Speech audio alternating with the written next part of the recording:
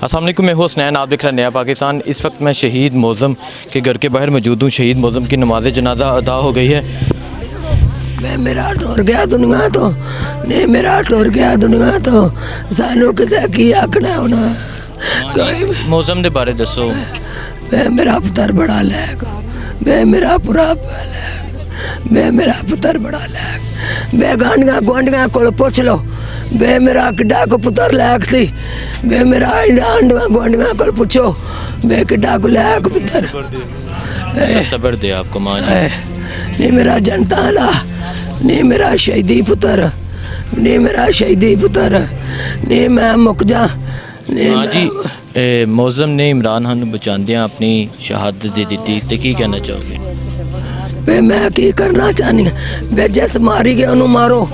वे इन्हें को चुबे नू शेर नू उठा लिया, वे डाकू सारा आंदे ने मार के गड्डी थले वड़ गया। नहीं वो तो खिंच लिया लोग। मेरा पोतरा के वो बढ़ गया जे, वो बढ़ गया जे। दुनिया ते अपने ध्याने लगी हुई सी, गड्डी ठो कट के खिंच के लै गए ने। वो इन्ना को चुबा मेरे शेर नू मार गया। बच्चे ने मौज़म दे? दो,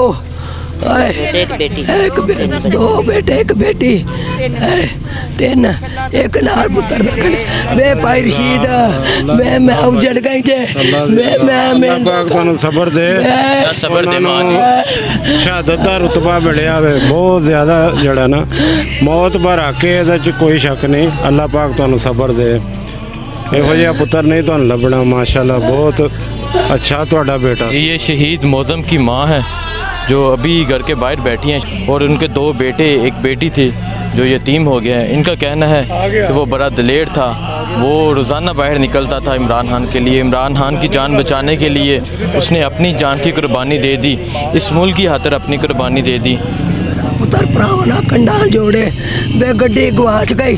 मेरे पुत्र आ गया, पुत्र शहीद होया वे, उसका रुतबा बहुत ज़्यादा वे। मैं शुक्र अल्लाह दा करा। मैं मेरा ऐ शहादत किसी किसी ने नसीब होंगी। आमीन आमीन आमीन, बहुत खुश नसीब। आमीन। मेरे पुत्र शहीदी दा पुत्र, मेरे पुत्र शहीदी दा मैं आमीन भी करा।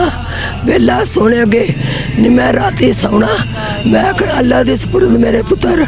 अल्लाह सोने देसियां परदेसियां दी खैर करा। हाँ जी, बाहर हुंदा सी पहले पुत्र तुहाडा? जी आ, मेरा 18 सालों का टुर गया सी।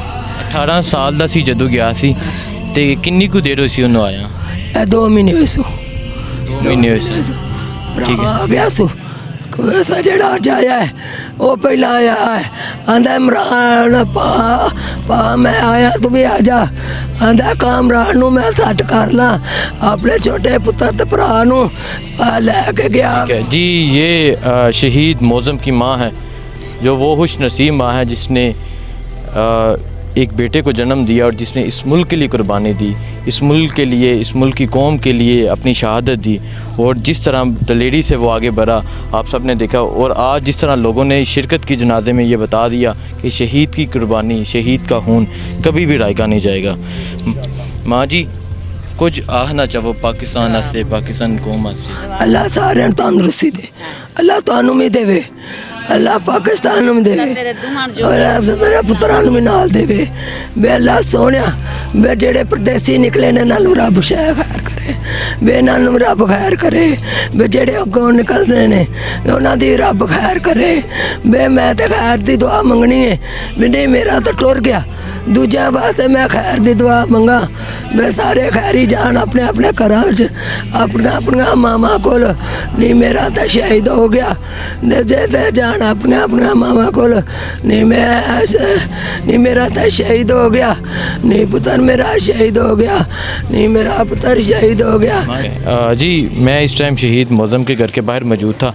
आपने उनकी माँ के जज्बात सुने। माँ इस सिचुएशन में भी बाकी सब के लिए दुआ कर रही है कि अल्लाह बाकी सबको तंदुरुस्ती और सेहत वाली ज़िंदगी दे। इवन कि उन्होंने मेरे लिए दुआ की। और आप अभी शहीद मौज़म का नमाज जनाजा अदा हो गया। शहीद मौज़म का एक भाई अभी सऊदी अरब से यहाँ पहुँचा और डायरेक्ट जनाजा गाह में पहुँचा और जनाजा अदा किया। अभी शहीद मौज़म की तदफीन की जाएगी। बाकी जो भी अपडेट होगी वो भी आपको दिखाएँगे और यहाँ मज़ीद लोगों से बात करते हैं। बहुत शुक्रिया। अल्लाह।